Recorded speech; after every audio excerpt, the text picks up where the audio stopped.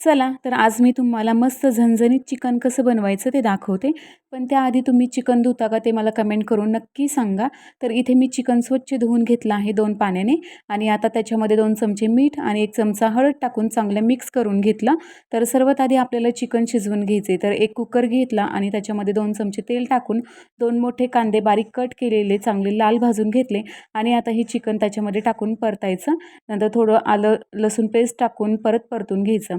नंतर इथे मी 1 तांब्या पाणी गरम करून टाकलं आहे आणि कुकरच्या 3 शिट्ट्या काढून घ्यायच्या. आता चिकन शिजत आहे तोपर्यंत मसाल्याची तयारी करून घ्यायची. इथे मी 2 कांदे उभे कट करून थोडी कोथिंबीर, लसूण, खोबरं आणि आलं घेतलं आहे. आता एक तवा घेऊन थोडं तेल टाकून कांदा भाजून घ्यायचा. कांदा भाजत आला की मग त्याच्यामध्ये आलं, लसूण, खोबरं टाकून ते सुद्धा चांगलं भाजून घ्यायचं.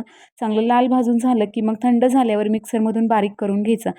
मिक्सरमध्ये थोडी कोथिंबीर आणि हे भाजलेला कांदा वगैरे टाकून चांगलं बारीक करून घ्यायचं.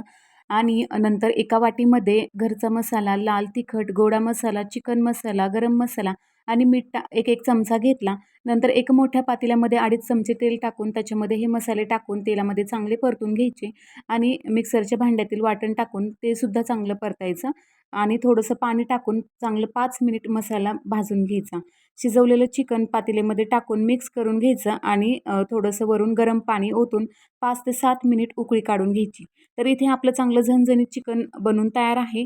तुम्ही सुद्धा नक्की बनवा आणि चॅनलला सबस्क्राईब करा.